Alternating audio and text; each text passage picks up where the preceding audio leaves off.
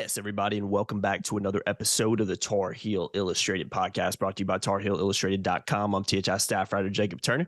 Joining me, as he always does, it's our very own publisher, Andrew Jones. And AJ, we're here for another Carolina basketball-related podcast. I've been calling these kind of niche podcasts as we've been doing over the last few weeks because we're hitting on these specific topics. I know you call them like radio show topics where you hit on a certain topic for about 30 minutes. That's what we're doing soon, the daily drops. Got those coming out and as we're well. We're going to run, I'm already dive bombing you. We're not even take it and run with it, man. Take it and run with it. We're gonna begin a couple sample daily drops later this week. These are more timely because it's about spring football.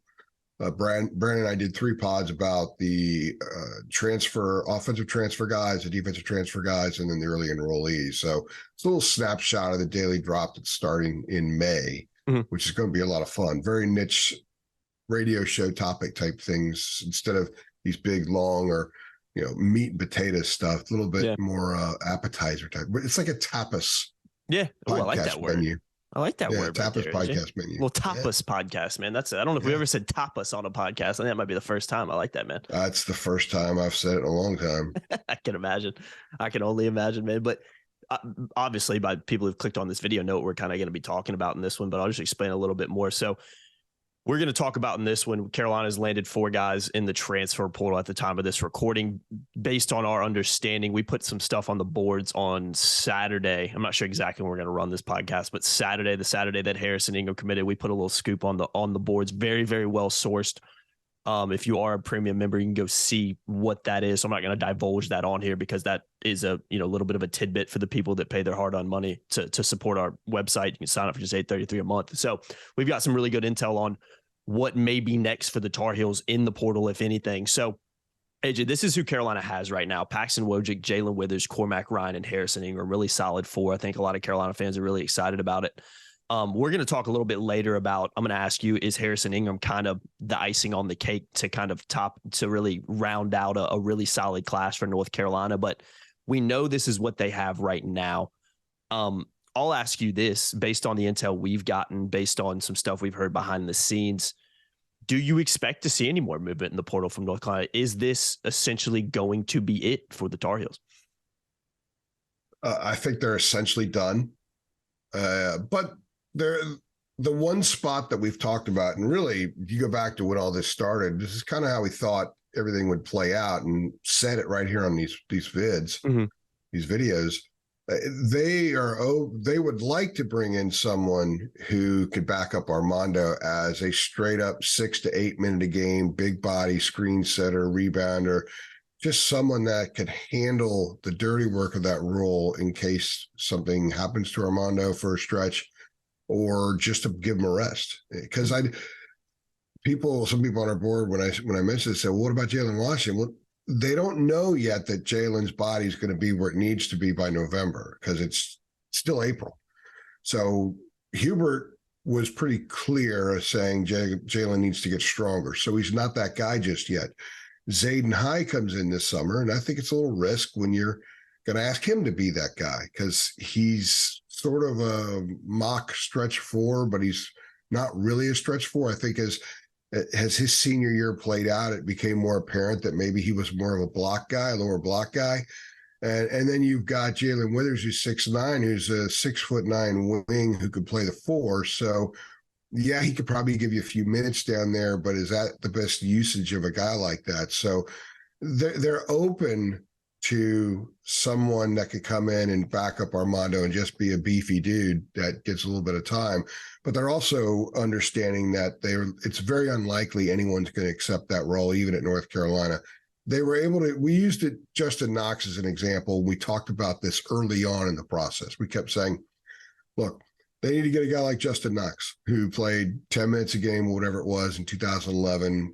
Very happy to have the experience of being there, being a part of that program and helping a team win. They got to the Elite 8. But the mindset of the kids has changed. Justin took a rare opportunity to go in a program like that didn't let a lot of outsiders in, if you will. Now it's totally different because of NIL, because kids are just racing around, pit stopping at different schools and stuff. Transfer It's a it lot 3 times less likely. in one offseason. Yeah, it's a lot less. Yeah, well, Carolina's former defensive backs are living proof. Just jumping all over the place. It's they're less likely to find that guy, but they have 2 scholarships available. They will use one for a Justin Knox type if they can find that guy. So they're looking, but they're not kicking over stones, basically. Yeah, they're not desperate. So to otherwise they're done. Mm-hmm. Otherwise they're done. They have 2 scholarships available. They just recently offered a high school kid in California. I think they would take him in a heartbeat if he wanted to commit. And they're still trying to feel out the Elliot Cadeau situation, which has become more fluid than we thought a few weeks ago. And part of it is because so many people have said, well, it depends on what Elliot wants to do. And I threw in the little nugget here a week ago on our board, said, no, I think a lot of this depends on Hubert as well. Yeah, of course. This isn't just, it's not like Elliot's going to decide, his family are going to decide to do whatever they want. And Hubert's like, yeah, I'm cool with it. We talk about mesh. And you and I were talking in one of the recent pods about, you don't want to have too many guys, because if you bring in somebody else, then maybe you lose a couple of kids that are been in the program. They only have 5 right now. They only have 5 scholarship guys back from last year. And if you lose one or both of them, suddenly you only have 3. And do you want to suddenly become a portal program? You want to maintain some continuity. You want to be able to bring in high school kids that become parts of your program and stay parts of your program. So there are a lot of factors at play there. And it's not always the best guy makes the most sense. It's the fit that makes the most sense, because Carolina basketball this past season is exhibit A about what happens when players don't fit together. Mm-hmm.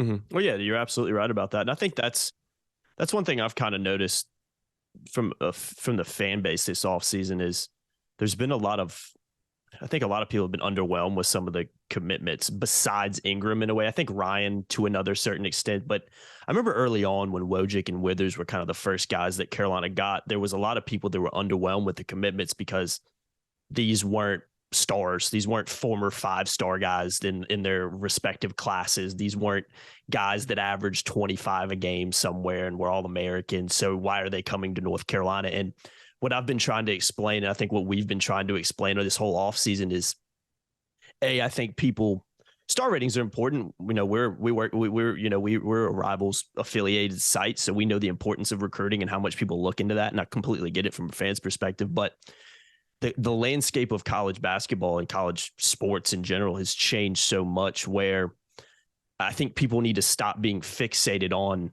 how highly touted these guys were in high school and focus more on what you said of, do they fit the program? Do they fit what Carolina needs? And are they good fits, like you said, for what Carolina's trying to do next season? To me, that's more important. And when I look at these 4 guys, I think Carolina's really brought in a solid class that is going to, we talked about it with football at length because people kind of freaked out about the football. Well, they lost all these really highly rated guys. They lost a couple 5-stars. They lost a couple 4-stars. What are we going to do? And those guys didn't necessarily fit. They didn't necessarily shine when they played. And I think on the football side, and it's not a football podcast, Carolina brought in guys and upgraded in the portal. And I think when you look at the meshing issues and maybe the fit problems North Carolina had last year, I think they brought in guys that make sense and they fill needs. And that to me is so much more important than, well, let's go get this guy. Doesn't really fit, but he was a 5-star like a year ago. So he's obviously really good, right? The landscape changed so much, AJ. It's not about that anymore. There's so many different ways you can build rosters now because the portal is so psychotic, for lack of a better word. And there's 6 million kids in it in the first month of it opening. You know what I mean? Yeah. So it's just changed in a lot of different ways. And to me, and we're going to do a separate podcast where we talk about kind of, is Carolina's starting 5 kind of set now? So stay tuned for that. But for me, Carolina's filled much needed holes that they had, but I think they've brought in guys that just make a lot of sense, from experienced guys like Cormac Ryan, Paxton Wojcik, who just played a lot of college basketball, Jalen Withers played a lot of ACC basketball, and a guy in Harrison Ingram, who maybe that's your guy. That's the 5-star guy everybody's excited about because he was so highly rated. Maybe his stats at Stanford don't back that up, but still he's a guy that people are really, really excited to bring in. So I think it's a well-rounded group for North Carolina. And like you said, if they can bring in a backup 5, I think that's maybe the icing on top of the cherry on top of the cake, AJ. But I think what Carolina has right now is solid and really is going to, help them out next year a whole lot. Quick football sidebar. 2 of those big time kids are already in the portal again that left. Yeah. So, people overreact. That's what fan is short for fanatic. And I get it. I understand you're an Orioles fan. I'm a huge Manchester United fan. I mean, I overreact at times when it comes to, my team. Last week I was in panic mode about the pitching staff. This week, the pitching staff is close to setting American League records. Yeah. They've had an incredible week. So I get it. I'm a fan. And one reason I hold on to that fandom is so I understand the mindset of the people whom I report to and write for, who read and watch our stuff, listen to our stuff. So I get that. As far as basketball goes, I think there's going to be more of that wild fandom going both ways, depending on what Elliot Cadeau does. So, and how they use these last 2 scholarships. I think right now they're fine the way they are. Yeah. I'm not saying they don't need to add him. I'm just saying I think they're in good shape the way they are. I think they probably have enough to get by in the post if they have to get by, and that's assuming Armando's healthy. But when was the last time Armando didn't have a bad ankle? I mean, he didn't really have a lot of injury issues his sophomore year, but he also was playing 22 minutes a game. Because they had all those other bigs. Different now, yeah. And you don't really want Armando playing 36 minutes a game in November. You just don't. He wore down last year. RJ acknowledged to me how tired he was the night they beat Boston College in the ACC tournament. And I asked him about, hey, the starters are pulled 5 minutes left. He's like, oh, yeah. He goes, I needed that. And he was straight up honest about it. So I think it would be good if they got someone else there. Otherwise, Jalen Washington eating 7 meals a day and open iron and all that stuff is something that they really, really need to take place as well. To get him in the weight room, man. But they've totally upgraded. They brought in like 200. They brought in over 200 made threes from last year, these 4 guys. And they lost with the 8 that went out. I think they lost like 158. And that's what they needed. There was such a poor outside they brought in, and I said it again. I said it the other day in a pod that we did, and I'm going to reiterate this a lot because I think people need to understand. They brought in 4 guys that are going to fit. They fit what they would fit in a lot of situations. They're not the kinds of players who have to be ball dominant, but they can be very productive. They're not the kinds of guys that get in the way. And when I say get in the way, meaning someone who's put into play a position that they're really not skilled to play. And because of that, they don't exercise that position properly. So it gets in the way of other things, or someone who gets in the way by trying to do entirely too much out there. So when a guy tries to do entirely too much and everyone else is sort of doing what they're supposed to, suddenly nobody's doing the right thing. So you have someone who gets in the way and kind of destroys the possession. They've had that in the past. With this group now, I don't see any of these guys being that kind of dude. And they are all proven producers. I don't think you're going to have a 20-point a game guy in this group, but I do think I could see Withers in 10, 11, 12. I could see Ryan at 10, 11, 12. I could see Wojcik giving you reinforcement off the bench where there's not a tremendous drop-off, and he's an edgy guy, so he gives you a little juice injection, right? And I could absolutely see Ingram doing at the bare minimum what he did at Stanford, which was 10.5 points a game and taking 9.2 shots a game. I think his percentages will go up at North Carolina. There's no doubt about that. Yeah, I would think so as well. You have to guard 5 guys on the floor. So I see a higher uptick offensively with this group. I see more efficiency. I see more cohesion. I see set plays working a little bit more because guys aren't in the way, but I also see a lot more freelance motion. I think this would be a great group to run motion offense with. Yeah, because absolutely. A guy like Cormac Ryan is built for that. I think Harrison Ingram is built for it too, because he's got a really good catch and shoot mid game. Mm-hmm. And that's the thing. If you're going to run a motion offense, you got to have a mid game. And go look at the film. Ryan's got a mid game. Woodard's got a mid game. Ingram's got a mid game. And Withers has a mid game too, but Withers is that X factor and bounce. He's bouncy. He can hit threes from everywhere. He hits them from well beyond the arc.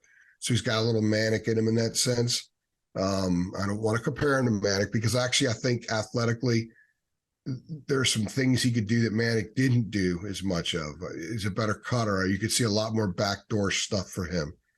So you've got some guys who complement each other really well, but they've got some stuff that if you just go out there and play off each other and play motion principles, that I think with this group, you could see a lot of efficiency. I really do. But defensively, you got a lot of guys who played a lot of basketball. And if you watch Withers is pretty solid defensively. I think Ryan can be really good at times. He's sort of a Nat type defender. Very active, yeah. Just got to swat him around. Mm-hmm. I didn't get a great feel for Ingram as a defender. I do think that since he's not super springy as a 3, that perhaps he might have some issues. I don't know. I honestly, I didn't spend that much time looking at him defensively as I did offensively. I'll admit that, simply because with this last part, I wanted to know everything I could about him offensively to determine whether or not he's a fit, because they brought in 3 parts that fit nicely. And we're going to work with what Carolina already had.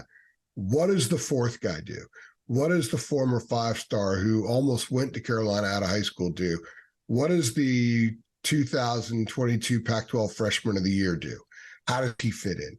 So that offensively to me was it, because I do think that this team could get away with being good defensively, not great, if they're far more efficient offensively. I think that that's the path for them, because they were actually not terrible defensively last year. They really weren't. They were just terrible. The numbers back that up.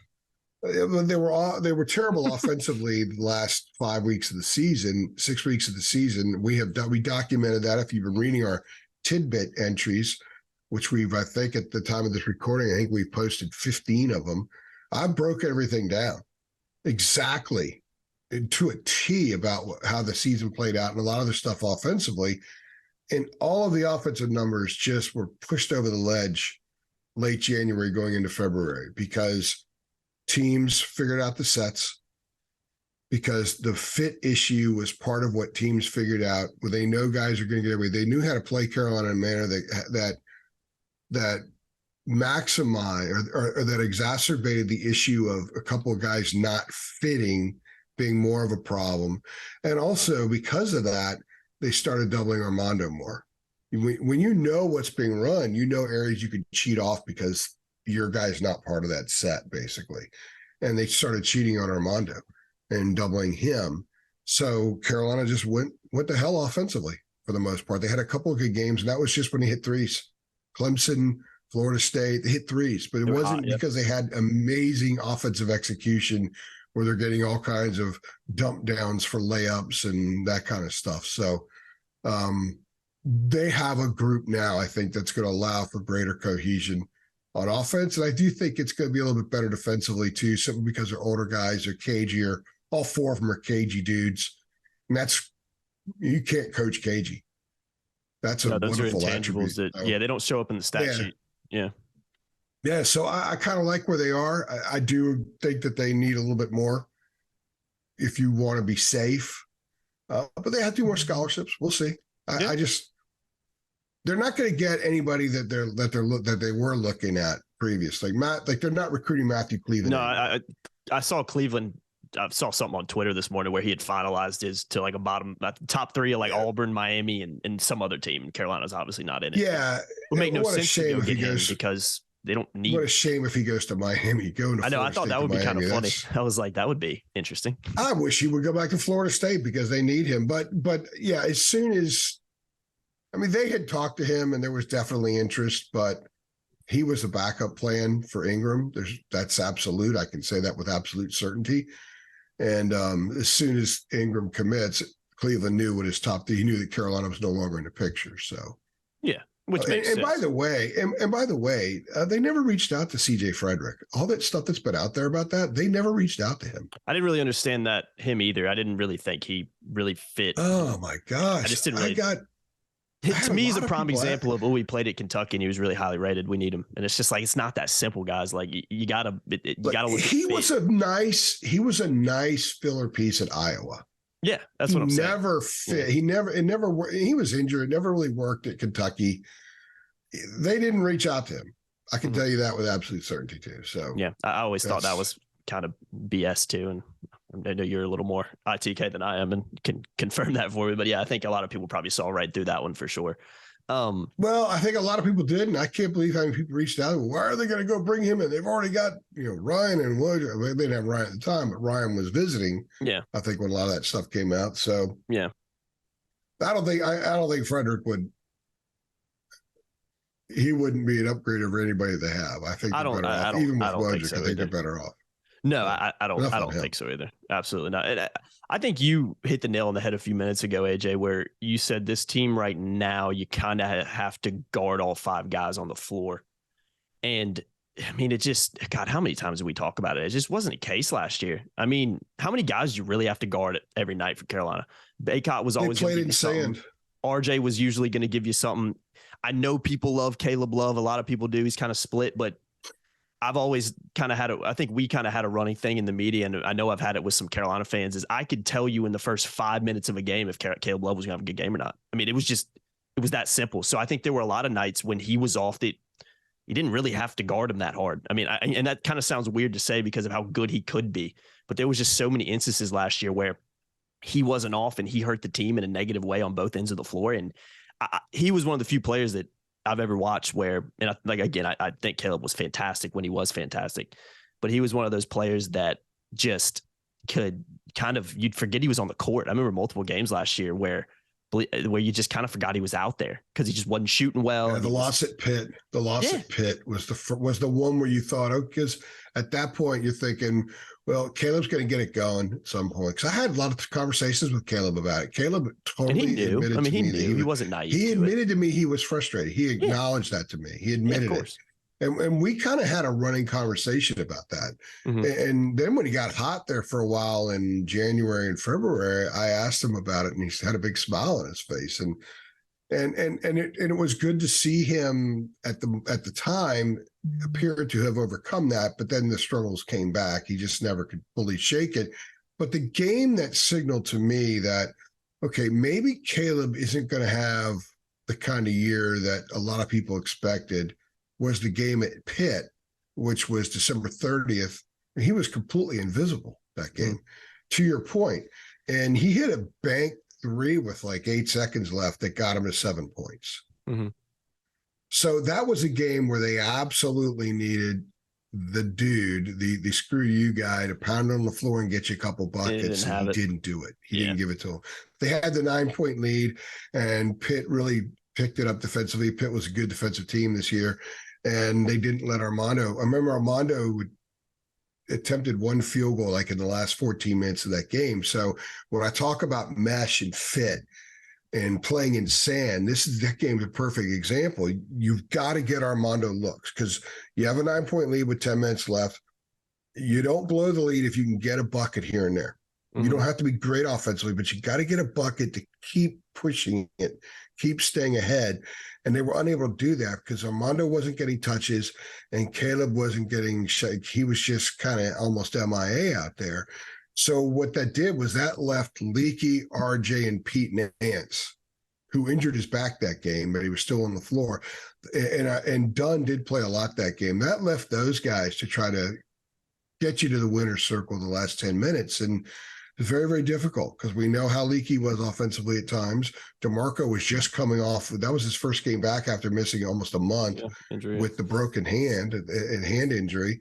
And Pete injured his back that game, but asking Pete to help you come, to maintain that kind of a lead, we saw what happened. He did that a few times this past year, but he rarely ever did it. And the stuck in sand thing was Caleb just kind of not mixing, Armando not getting anything and struggling on the lower blocks. And then they just did one set play after another. Nothing worked. There was bad movement. And like I said, it's like you put a basket on the beach and they're playing on the beach. Mm-hmm. You can't really move to it. Try to play basketball on a beach. That's kind of what they were doing. And they lost the game. Mm-hmm. And I think that game to me was a snapshot of a lot of the problems this team had. Yeah. So I'm glad you brought it up. We didn't play on anything really, but that's a really good point that you brought up about him just almost being invisible, because he was invisible in that game. Yeah. I mean, I remember going in the, I'm not trying I remember going in the locker room. No, but I remember going in the locker room after the game, and Armando was sitting. As soon as you walk in the locker room, there was like a table you sit on to get taped up, that kind of thing. And the rest of the lockers are like that, showers over here. And a lot of the guys were in the shower. They didn't want to talk to us. But we talked to Armando, and that was the game where he kind of called the team out. Yeah. And he did it really. It was very loud in the locker room and made sure his teammates could hear him. And we had a lot of questions. Then we went and talked to Pete. I don't know. And we talked to RJ. And then we go over to talk to Caleb, who was just kind of sitting down in the corner, and I don't think he wanted to talk to us. And then Steve told us that Hubrick was going to be in the press conference in a few minutes. So we all decided to leave. When I say we, there was three of us that traveled and covered them wherever they went. And we went up there and to be ready for Hubrick and didn't talk to Caleb. I think it would have been interesting to have a chance to talk to Caleb after that game, because the questions about what you were just saying would have been asked. It's like you weren't even out there. What was wrong with you getting your game going today? Mm-hmm. And it would have been interesting what he would have said, because we didn't have a lot of time to talk to him about stuff like that. Usually it was the shot wasn't falling, or the shot was falling. Mm-hmm. Yeah, you're 100% right. And I'll say this before we wrap it up, because I do want to make sure people understand my perspective on, I think Carolina's brought in a really nice group right here. I think they've got some nice freshmen coming in, and I think they've got a change. I do agree that they've improved their roster. I think they've upgraded.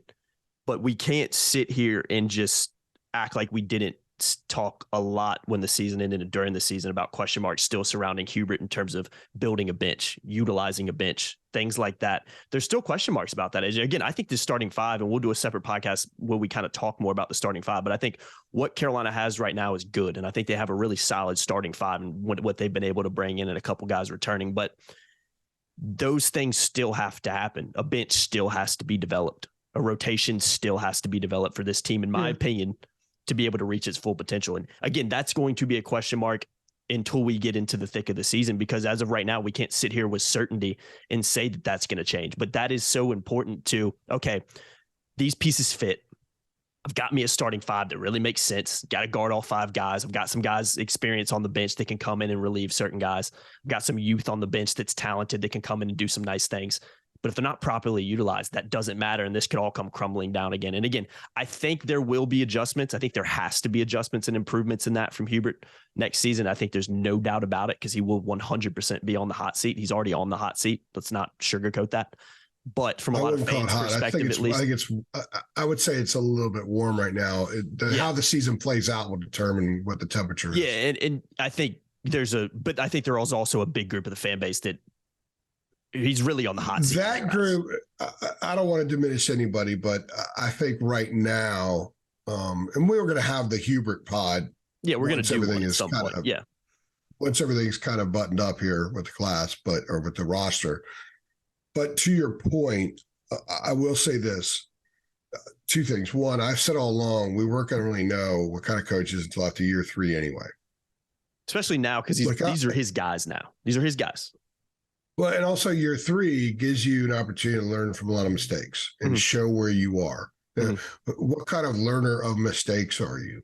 Everybody makes mistakes in every job. You have to then learn from them. If you're really good at learning from mistakes, make mistakes. Not a big deal. You learn from it, improve, move forward. Yeah, you'll be successful. So we'll know that. But I think a little indication that there has been some learning and adjusting, and this might translate to use of the bench, is what he's done here in the portal. Look at what he's got. He has addressed the needs, the deficiencies of last year's team in the portal. Guys that can space the floor. Yeah. Guys that fit. Guys that aren't ball dominant but can produce. guys that are mature and will play smart basketball. And I could keep going and going and going. But if you go look at the top 5 or 6 boxes that would be that need to be checked from a year ago of things that went wrong, that were wrong with that team, always wrong with that team. Even when they played well and shot well, they still often played like in sand. They only had a few games they had real high assist rates, right? Yeah. He checked all those boxes so far. Mm-hmm. Checked them all. Yeah. So he's addressed a lot. He deserves credit for that. 100%. And we go back to what we said right after the loss to Virginia in the ACC tournament, and then the selection was a couple days later. The first pod we did about the portal was about fixing those things. Mm-hmm. And how he was going. We're going to see by who he goes after, who he brings in from the portal, about how much early self-evaluation he did, which is why long term it was probably the best thing that they didn't go to the NCAA tournament. They jumped right in there. You made a positive out of a bad situation. Of course, you want to go every year, right? But I do think that Hubrick needed that extra time to learn, that extra time to evaluate. His players needed to make their decisions about whether they were going to stay or whether they were going to go. So you got to jump on it. You got a head start on it. And if they would have gotten in the tournament, made a little bit of a run, maybe it would have been a little bit more difficult to see exactly what the problem was all year long. Because I think it camouflaged in a lot of ways in some respects, a worse regular season the year before. They got blown out a ton his first year. They didn't really get blown out this past year. They had some ugly losses, but they didn't get really blown out. No, we didn't see what happened to Coral Gables or Winston-Salem. Yeah. So anyway, we've hit on that a lot. And I think that so far in these 5-6 weeks since the season ended, I think there've been a lot of positives here. Yeah, no doubt. No disrespect to any of the kids that left, but you can only put 13 on a roster. So I think they have elevated from what's gone out. They've gotten a higher return in. Mm-hmm. I think Hubrick's is proven he's a really good recruiter and can get guys. And again, I mean, let's not sugarcoat. It's made easier by the fact that you are North sell Carolina. Himself. Yeah, it is North Carolina too, and that sells itself too. You know what I mean? So I think it does. But he's proven that. It does, but he sells himself. He sells himself. I mean, if I'm the coach of North Carolina, I can probably get a couple guys in because of what the Carolina means, but I'm not going to be as effective as a guy like Hubrick who knows what he's doing in that respect. I think next year he can prove, in my opinion, with this team, and if he can build this into a good team, he can prove not only is he a good recruiter, he's a really good coach too. And I think that's the next step for him to prove next year with a roster that's his. And I think that excuse can't be used anymore. If you were hired as North Carolina's basketball coach in 5 minutes, you'd be on the hot seat in 6 minutes. Oh God. I'd probably get fired by the entire fan base before 1 minute after I got hired. Yeah, I'd be screwed. And trust me, I don't even want to know what my record would be if I was a Carolina coach. But I'd tell you one thing, AJ. I'd just tell him to go. I wouldn't want to cover that. I'm not an X's and O's guy when it comes. Hey, the good thing is you'd give me a lot of scoops. Yeah. Oh yeah, man. You'd be ITK as it gets, man. Oh my God. Can you imagine? Imagine the scoops that would be on our premium message boards, which you can sign up for just $8.33 a month. It'd be all over the place. So guys, come join our awesome community at TarHeelIllustrated.com. Links below. Great time to do so. Again, if you've been a part of it, you would have known what we talked about today with Backup 5. You would have known it, 12 hours ago. So again, come join our community. That's the perks of being on it. I'm Jacob. 24. Yeah. I'm Jacob Turner. He's Andrew Jones. Appreciate y'all watching as always. Like this video below if you like the roster that Hubrick's built and you're excited and content with the 4 guys that he's brought in and think they're going to be positive additions to next year's team. And by the way, AJ asked for 175 on the Ingram, 175 likes on the Ingram commitment pod. I think we're at like 230, 240 right now. So big shout out to everybody. We're higher than that for doing that, man. Let's keep running those numbers up. I see you go for the likes. I'm going for the subscriptions. And I did see our subscribers jumped 40, 50 maybe in the last 24, 48 hours. So it's jumped. Yeah, more than that, I think. Yeah, I want 40 new subscribers on this podcast. Yeah. And do it, guys. If you enjoy the content, hit subscribe and like the video too, because it really does help us. There's a bunch of algorithms and whatnot around YouTube that I will not get into because I don't fully understand them, but I know liking a video definitely helps it and definitely helps this type of content get out there to more people. So again, keep sharing, keep spreading the love and keep supporting. We really, really appreciate it. Again, I'm Jacob Turner. He's Andrew Jones. Appreciate y'all watching. We'll see you on the next one. Thanks.